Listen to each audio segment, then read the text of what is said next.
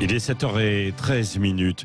Nous sommes avec Bérangère, infirmière libérale dans l'Hérault et membre de ce collectif qui s'est créé sur toute la France, un collectif sur les réseaux sociaux, infirmiers libéraux en colère. Alors pourquoi, rebonjour Bérangère, pourquoi ce mouvement en dehors des syndicats et qu'est-ce qui vous met en colère ?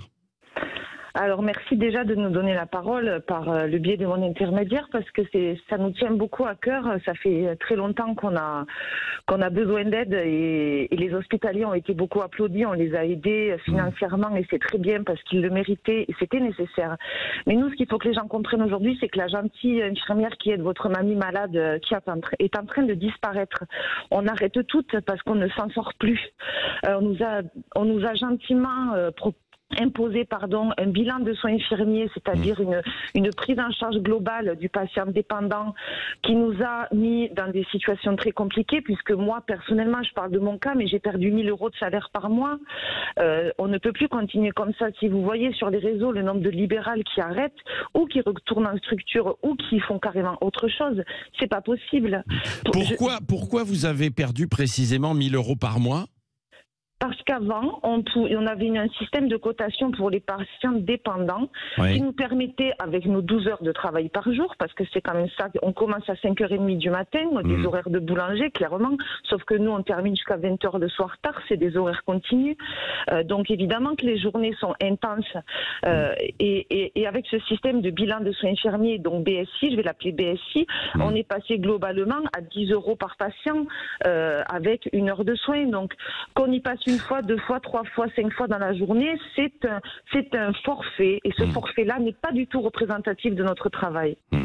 Pourtant, on disait que les infirmiers libéraux s'en tiraient mieux que les autres et qu'ils gagnaient plutôt bien leur vie, Bérangère. Alors, ça nous colle à la peau. Bah oui, c'est vrai.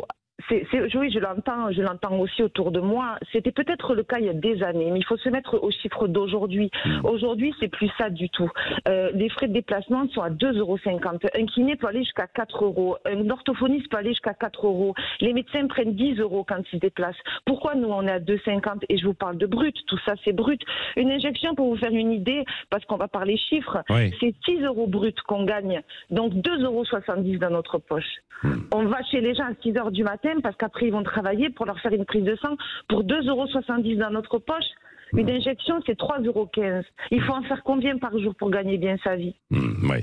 Bon, alors comment ça se traduit du coup votre mouvement de colère qui est en marge des syndicats? Oui, c'est en marge des syndicats. Ça a été créé en Occitanie et en très peu de temps, ça a explosé dans toute la France parce qu'on est malheureusement tous dans le même cas.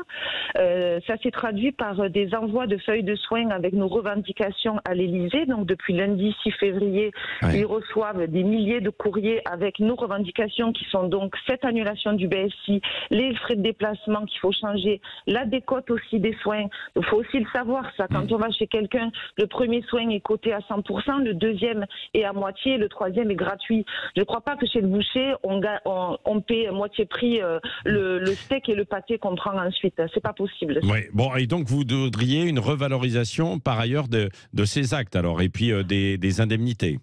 On veut que le BSI soit clairement annulé, que les frais de déplacement soient revalorisés, que la décote des soins soit arrêtée, qu'on puisse compter tout ce qu'on fait chez les gens, parce que c'est normal. Nous, on arrive chez les gens, on nous dit « le docteur m'a rajouté des postes de bas, tu me les mets. Le docteur m'a rajouté la préparation du pilulier, tu me le fais. » Donc nous, on le fait, bien sûr, mais tout ça, c'est gratuit. Oui, on parce peut que, pas travailler gratuitement. Bérangère, moi j'ai cru comprendre qu'à travers les propos du ministre récemment, il disait que puisqu'on avait un déficit de médecins, de représentants de la santé sur le terrain, que vous alliez jouer un rôle plus important. Ce n'est pas le cas alors? Alors, c'est pas le cas. On nous en demande toujours davantage, mais concrètement, financièrement, parce qu'on n'est pas des infirmières, on est des mères de famille, il faut remplir notre frigo, on n'y arrive plus. On n'y arrive plus. Et juste un point sur la retraite. Nous, notre retraite, on est considéré à 67 ans. Avec la nouvelle réforme, on passe à 70 ans. Il n'y a pas de pénibilité pour nous. Pourquoi 70 ans? Tout dépend de vos annuités aussi. Oui, mais si on veut les 43 aujourd'hui, c'est 67.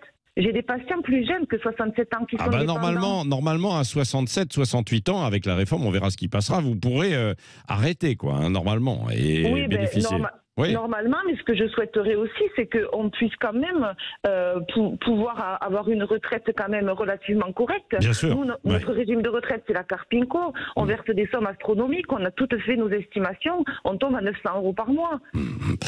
Bon, bah écoutez, on comprend cette colère et on la relaie ce matin à travers votre voix, donc Bérangère, infirmière libérale. Merci d'avoir été avec nous en direct sur Sud Radio et bon courage à vous. On sait que vous avez un rôle évidemment essentiel, primordial sur la cohésion et cette chaîne évidemment des soins sur le terrain. Merci.